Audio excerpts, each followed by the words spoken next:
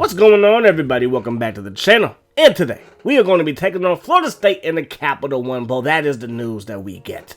Okay? It's not the national championship game. It is still a January 1st bowl game, which is pretty exciting still in its own right. But it's not the granddaddy of them all, because it could have been the Rose Bowl if we would have won the Big Ten, because the Big Ten is going to that game. It's not hosting the national championship game. Usually when the Rose Bowl is hosting the national championship game, any team from any conference can go, obviously.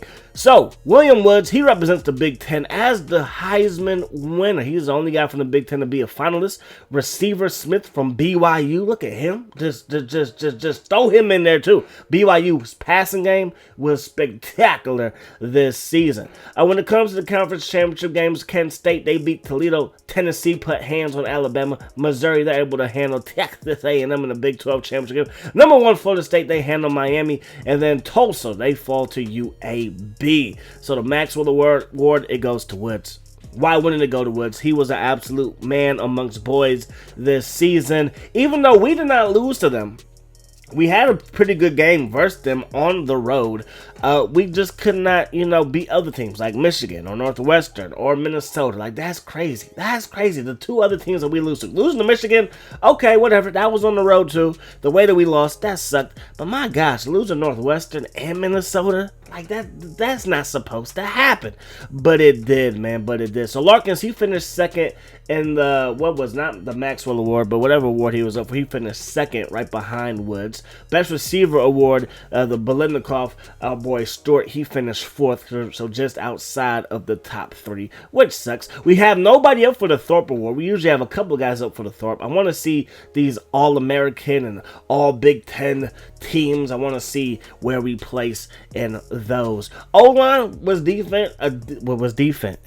O-line was decent, but no big-time awards for the big fellas up front. But Larkins is first team All-American, and it could be far and few in between for the Indiana Hoosiers. Again, talent-wise, I felt like we really didn't miss too much from last year to this year.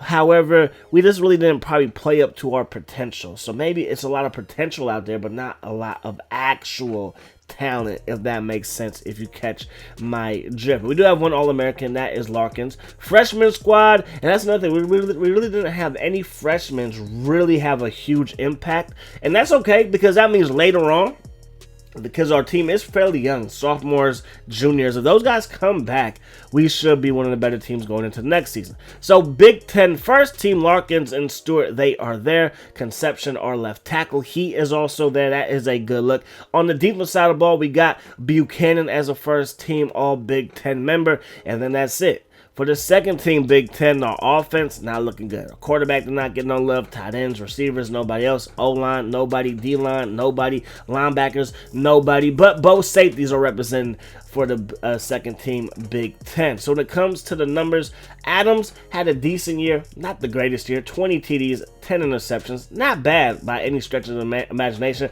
But Corny Johnson was more of a difference maker, while I feel like Dan Adams is probably more of a game manager, if you catch my drift. Stewart, 51 receptions, over 1,000 yards, averaging 22 yards per catch. That is stupid. And he had, 12 TDs. Conception, 25 pancakes to lead the squad. We eat at IHOP daily. You feel me? I know you do. Terrence Buchanan, 77 tackles, 12 for loss. He also had, I believe, 3 sacks this season. He had 3 sacks. Daily, he was the top man with sacks with 9, followed by Bryant with 4. 4 interceptions for Travis Smith, 1 for Martinez, 1 by Henry, and 1 by Buchanan. So our only corner to get a pick was Martinez, like Greenwood. Like where you at, brother? Where you at? So for his career, because I have a feeling that RJ Larkins might dip to the league.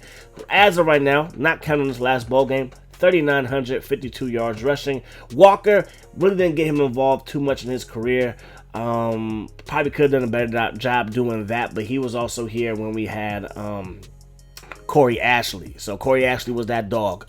he was the lead dog, and everybody else was just some pups, and he was on that squad too. So yeah, kind of just a tough break, you know what I mean? It's kind of like what's his name, Kenyon Drake. He was at Alabama. Obviously, he's in the league now. He just got behind some great backs at Alabama. Never got a chance to shine, but obviously he was good enough to make it to the league and played a pretty big role on special teams for those Alabama teams as well. So here are your big bowl games, your January 1st, your Fiesta Bowl game, and the Sugar Bowl, which is going to be the national championship game. We're going to be taking on Florida. They have a B+ offense, B+ overall, B offense, A- defense. We got an A overall rating, A- for offense, B+ for defense. I don't know how that equals A, but hey, it is what it is, as they say. But that's going to do it for the episode. Hope you guys enjoyed the video. I will see you guys in the bowl game. Peace, love. Hot sauce.